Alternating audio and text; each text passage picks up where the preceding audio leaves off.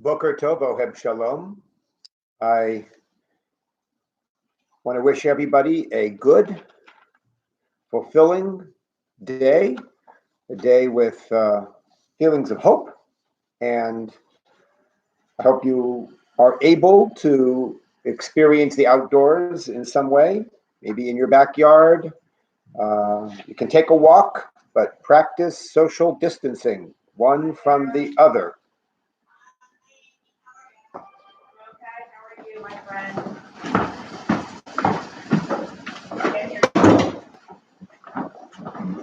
Sorry, I have to close the door.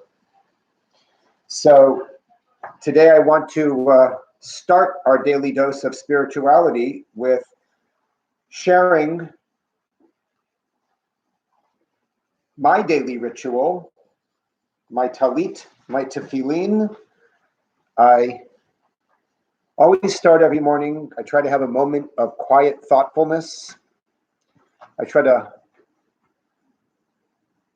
separate myself from the hectic, busy pace of my day, what I'm anticipating will happen in the day, create a bit of shelter for myself. I place my talit over my shoulders. Baruch atah Adonai Eloheinu melech haolam asher kideshanu b'mitzvotav v'tzivanu v'hitatef batzitzit.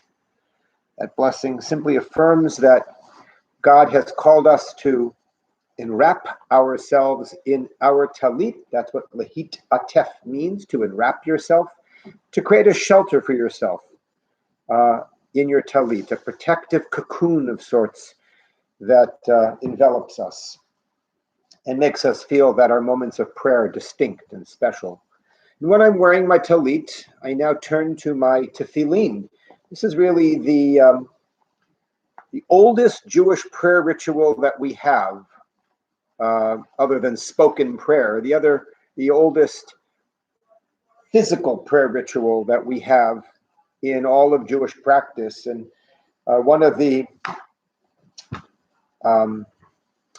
consequences of the shutdown of organized Jewish life in the midst of the shutdown of organized communal life is that the synagogue wasn't able to offer the worldwide wrap that the men's club was going to offer this year, showing people how to wear tefillin. Sometimes people think of this as sort of an archaic, outdated, medieval kind of thing that people do. Why would you wrap plastic leather straps around your arm? I don't think of it that way. I think of this as an expression of continuity with centuries, generations of Jewish tradition. They found tefillin on Masada in the Judean desert when it was excavated in the early 1960s under the leadership of Yigal Yadin, the famed Israeli archaeologist. When they finally excavated Masada, they found so many things up there, and many of you have been there, and they found tefillin. They actually found tefillin. So we know that for at least 2,000 years, our people, in an uninterrupted chain of tradition, have been wearing tefillin. Now, for those of you who are familiar with tefillin, then excellent. The essence of it is the content of this cube or the box. What's inside of it is what matters, and you can almost not see it. It's thick leather all around, and the top part of the leather is painted black, so you really can't see inside. But inside here are handwritten parchments with 4 passages from the Torah, in a way similar to a mezuzah on your door, though the mezuzah only has 1 parchment in it, Shema and Ve'ahavta. This one has 4 separate portions from the Torah. And I want to tell you a bit about tefillin today so we can understand kind of the message behind using tefillin and what it's all about. We know to do this from the Torah, from the passage in Ve'ahavta, and there's another larger passage also in the book of Exodus telling us to place a sign on our arm and on our head, a sign of the teaching of God. And of course, like many passages in the Torah, they're subject to interpretation. One could say, well, that was meant to be metaphorical. You should keep the teachings of God on your arm and on your head. One could say that means you should relate to the teachings of the Torah as if they were close to your heart, on your arm, close to your heart, and as if they were right there centered in your mind, on your head. And yet the Talmudic rabbis, the early sages, their interpretation was not metaphorical. They understood the passages in the Torah to be literal, and they looked for a way to place the teachings, a few of samples of the teachings, literally on your arm and on your head. And again, one could argue for the ages whether that was the right interpretation or not. That's what they decided to do. And that practice has been embedded in Jewish life ever since, 2,000 years.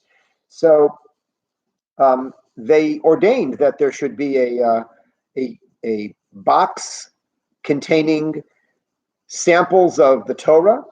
They agreed on 4 passages that are written on very small, thin, rectangular parchment and rolled up and tied up and put inside this little cube. And then it is tied onto the arm with leather straps. And when I do this in the morning, I place the box on my arm and I tighten this loop and I make the blessing, Baruch atah Adonai Eloheinu melech haolam asher kideshanu b'mitzvotav etzivanu lahaniach tefillin. A very simple, almost generic blessing, thanking God, or acknowledging the commandment to place tefillin on my arm. And I wrap the strap 7 times from my elbow to my wrist, 7 times. No clear reason why 7 is required. Jews are enamored with numbers, with numerology. 7 could be the 7 days of the week. It could be the four foremothers and the 3 forefathers: Abraham, Isaac, Jacob, Sarah, Rebecca, Rachel, Leah. But in general, the sages are kind of caught up with the significance of numbers, and they attached a big significance to the number 7. So 7 coils from the elbow to the wrist. I go like right here, and then I pause and I don't finish wrapping the strap around the rest of my hand. I sort of wind it into my palm like this, and then I take the headpiece, which has the same 4 portions that are embedded inside this cube here, same one.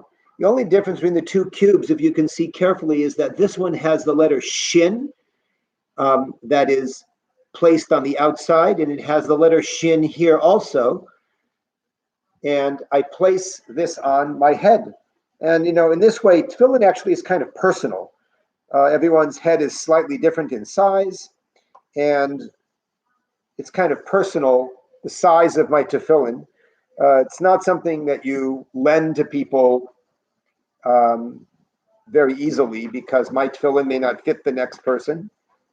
Also, there's something spiritually personal about one's tefillin.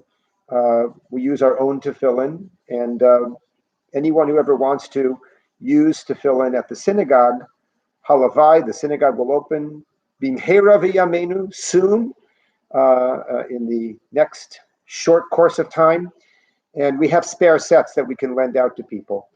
And then I finish wrapping the strap around my hand, and there's a verse from Hosea that we say, which speaks about closeness to God, and speaks about how when we practice justice and mercy and kindness, in that way we draw close to God.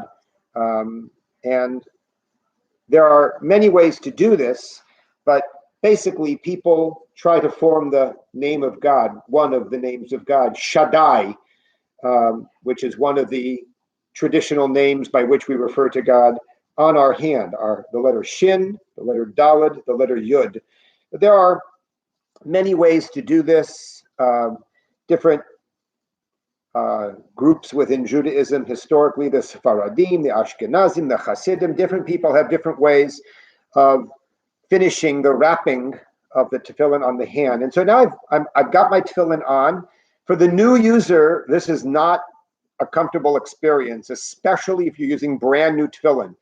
Tefillin is like a baseball glove that the leather gets soft and pliable over time. Doesn't take too much time, but it's not instant. If you buy a new pair of tefillin, that tefillin is going to feel like a brand new baseball glove at first. Hard to manipulate, hard to move back and forth.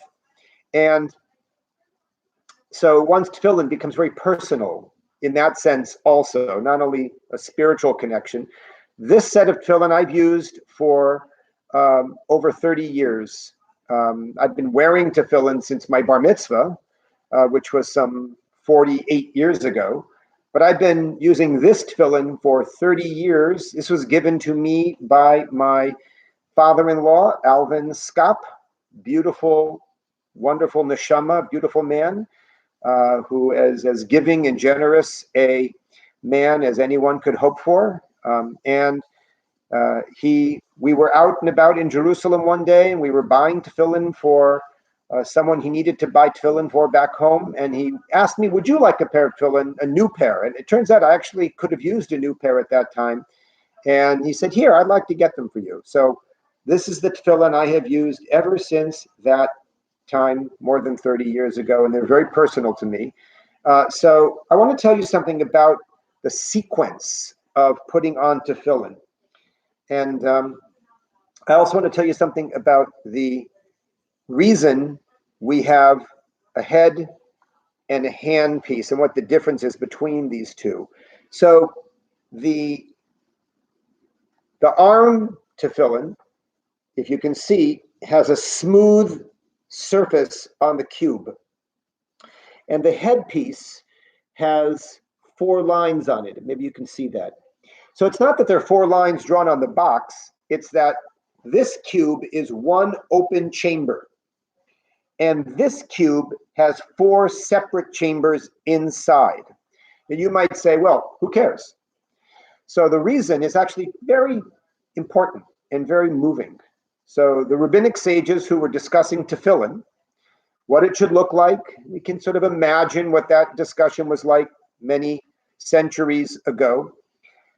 One group of sages sat over here on this side and they said, well, we should have 4 teachings from the Torah, but it's really one teaching. It's all from the Torah, it's one teaching. So let's write them all on one piece of parchment. And another group of sages said, no, that's ridiculous. It's 4 separate teachings. They have to be written on 4 separate pieces of paper. And they couldn't agree. And they said, what? Are you kidding me? It's one general teaching written on one piece of parchment in one protective case, one cube. And they said, no, 4 separate teachings, 4 separate pieces of parchment, 4 separate spaces inside this cube. What did they do? Of course, they compromised. They agreed that this one should have only one chamber, one long piece of parchment, and this one has 4 separate pieces of parchment placed in 4 separate chambers. Whenever I put on my tefillin, I think every day about the imperative to compromise with one another and to balance the notion of compromise with the notion of sticking up for what you think is right. We should all live by our values. We should all be adamant to do what we believe, to act in accordance with our values. And all of that is good and important and valuable. But we should balance that with compromise. We can't be right all the time.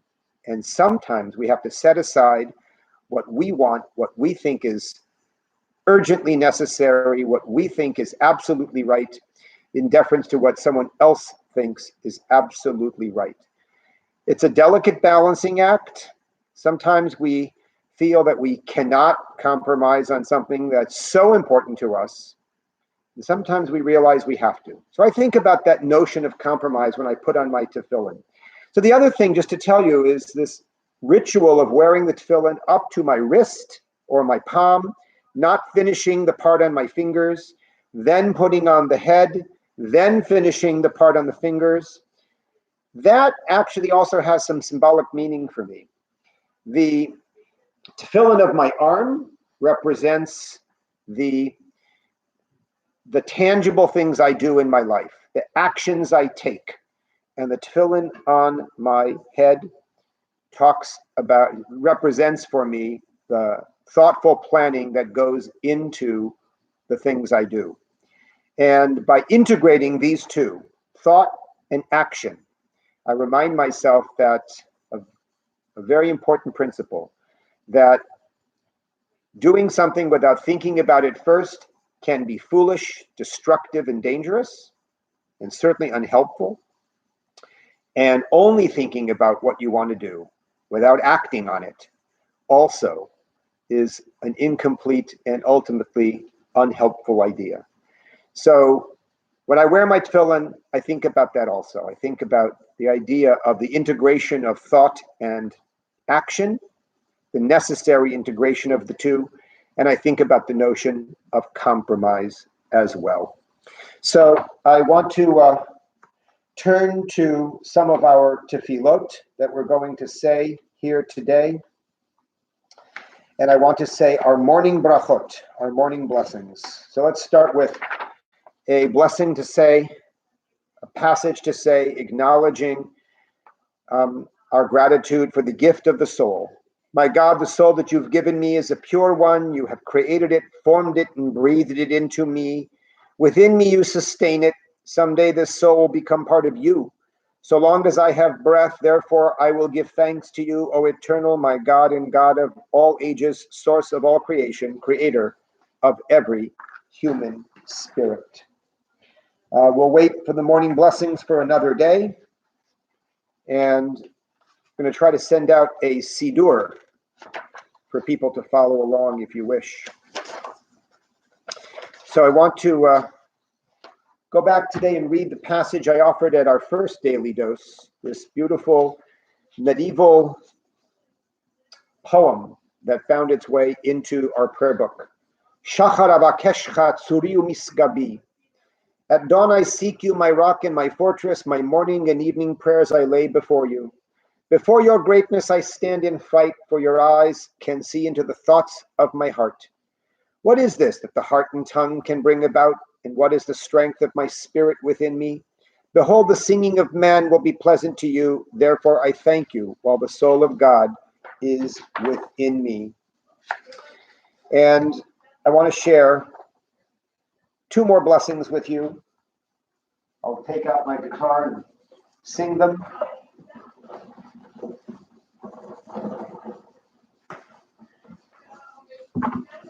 Here we go.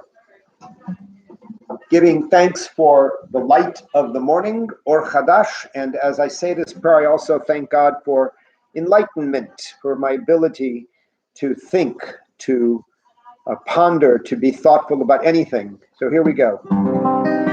Oh, Baruch atah Adonai Eloheinu melech haolam, Yotzer or uborei choshech, oseh shalom uborei et hakol. Ocha yotzer or uborei choshech, oseh shalom uborei et hakol. Yotzer or uborei choshech, Oseh shalom uvorei et hakol. And now let's take a moment and recite Shema Yisrael.